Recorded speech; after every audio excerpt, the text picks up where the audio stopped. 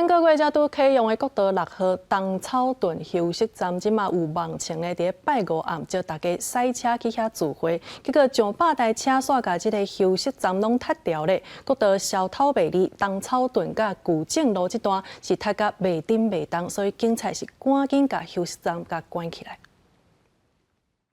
入去休困站的车道拢已经塞车，也塞到国道顶面，造成这个路段车流是大塞。直到暗时，国道6号东草屯休困站雄雄开来几百台车，那停车场内底全部停甲满，也有真侪车找无停车位，都直接违规停伫路径。国道警察接报了后来现场公布处理。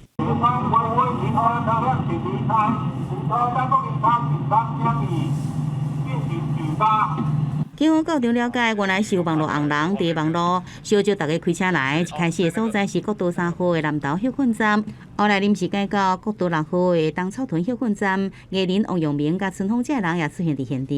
因为休困站已经停满，已经无位当停啊。国道警察赶紧暂时甲休困站关起来，连去拍火要转来消防车也徛伫内底，拢袂顶袂当。 如果说已经造成其他一般用路人都会使用困扰，应该是会引起一些观感不佳啦。6、7点的时候，因为他们车距的车辆都大概陆续到达，服务区几乎大概9成都快塞满，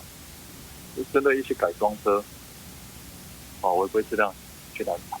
警方讲，因为东草屯休困站小型的车位只有95架，一时开来几百台车，真紧就停满拢逼去啊！警方现场加这调一名讲唔通违规的行为，另外总共处理75件，亲像超速、无甲安全带、无照开车、使用假造车牌这违规违法的行为。到7:30点1点外，这车才渐渐开走。记者综合报道。